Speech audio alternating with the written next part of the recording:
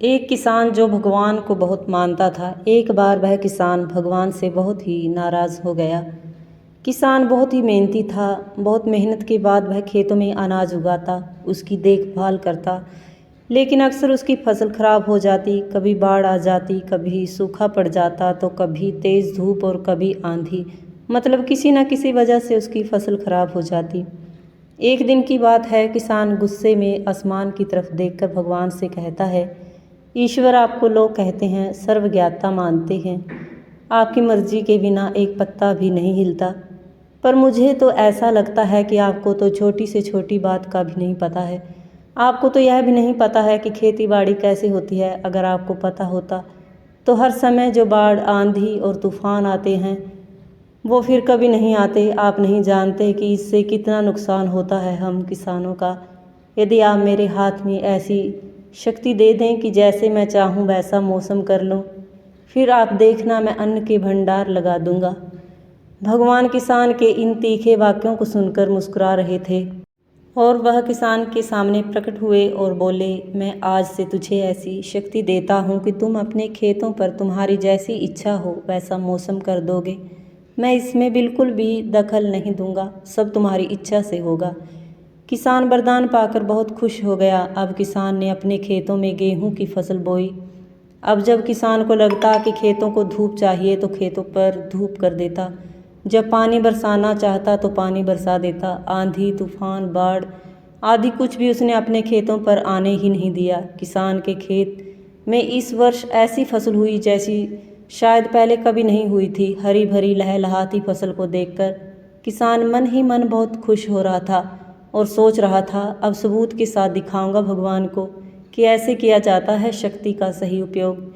मेरी सफलता देखकर तो उन्हें अपने नियम जरूर बदलने पड़ेंगे। कुछ दिन और गुजरे। अब फसल कटने को तैयार थी। किसान बहुत उत्सुकता के साथ फसल को जैसे ही काटने लगा तो उसकी नज़र गेहूं की बालियों पर गई, तो उसने अपना सिर पीट लिया और वह रोने चिल्लाने लगा। गेहूं की एक भी बाली में गेहूं का एक दाना नहीं था।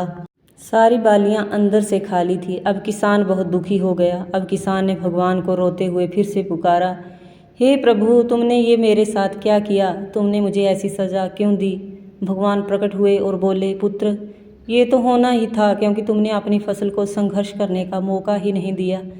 तुमने तो उन्हें आंधियों से जूझने ही नहीं दिया, न तेज बारिश को सहने दिया और ना ही धूप में तपने दिया। तुमने अपने खेतों को एक भी चुनौती का सामना तो करने नहीं दिया, इसलिए तुम्हारी सारी फसल अंदर से खोखली रह गई। जब आंधी, तेज बारिश और तेज धूप पड़ती है, तभी तो ये पौधे अपने अस्तित्व को बचाने के लिए संघर्ष करते हैं।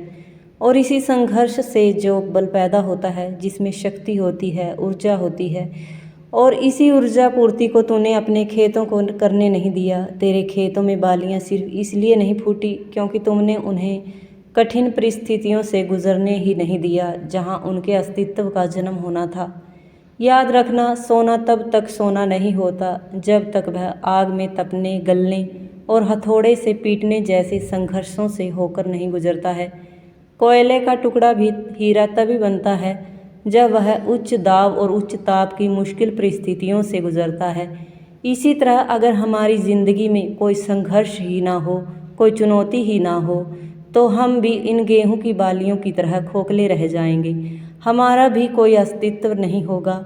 विपरीत परिस्थितियाँ, चुनौतियाँ और समस्याएं हमें और अधिक निखारती हैं।